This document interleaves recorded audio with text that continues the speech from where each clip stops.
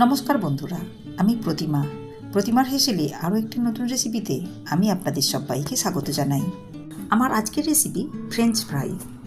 আলু ভাজা তো আমরা বিভিন্ন রকমভাবে তৈরি করে থাকি, একবার এইভাবে বানিয়ে দেখুন। বাচ্চা বড় প্রত্যেকেই খেয়ে প্রশংসা করবে।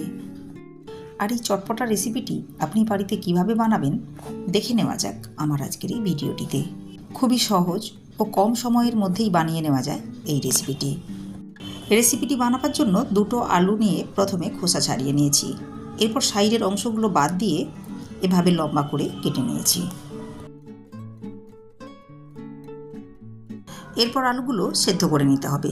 এর জন্য গ্যাস ওভেনে একটা পাত্রের মধ্যে 1 গ্লাস পরিমাণ জল দিয়ে দিয়েছি। জলের মধ্যে দিয়ে দিলাম পরিমাণ মতো লবণ। এরপর কেটে নেওয়া আলুগুলো দিয়ে 5 মিনিট মতো ভাপিয়ে নিতে হবে। একটু নাড়াচাড়া করে নিয়েছি। দেখুন, মিডিয়াম ফ্লেমে আলুগুলো 5 মিনিট সেদ্ধ করে নিতে হবে। তবে আলুগুলো খুব বেশি সেদ্ধ করব না। দেখুন, 5 মিনিট সেদ্ধ করে নিয়েছি। এখন গ্যাসের ফ্লেম অফ করে আলুগুলো জল থেকে উঠিয়ে নিতে হবে। দেখুন, সব আলুগুলো উঠিয়ে নিয়েছি। এখন আলুগুলো একটু ঠান্ডা করে নিয়ে আলুর মধ্যে দিয়ে দেব 2 টেবিল চামচ পরিমাণ কর্নফ্লাওয়ার। এরপর ওই চামচের সাহায্যেই নাড়াচাড়া করে আলুর সাথে খুব ভালো করে কর্নফ্লাওয়ার মিশিয়ে নিতে হবে। আলুর উপরে এইভাবে কর্নফ্লাওয়ার দিয়ে কোটিং করে নেওয়ার ফলে আলুগুলো ভেজে নেওয়ার পর খুবই ক্রিস্পি হবে। দেখুন, আলুর সাথে কর্নফ্লাওয়ার খুব ভালো মতো মিশিয়ে নিয়েছি। এখন এগুলো ভেজে নেওয়ার জন্য গ্যাস ওভেনে কড়াই বসিয়ে কড়াইয়ের মধ্যে দিয়ে দিলাম পরিমাণ মতো তেল। মিডিয়াম ফ্লেমে তেল খুব ভালো মতো গরম করে নিতে হবে।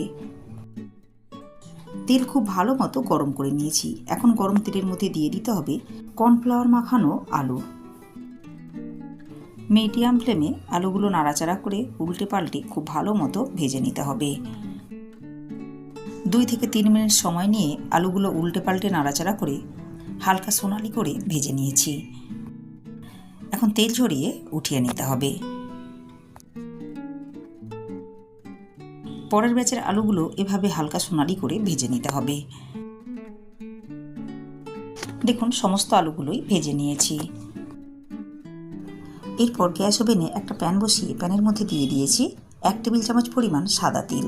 তিলগুলো কয়েক সেকেন্ড নাড়াচাড়া করে ভেজে নিতে হবে।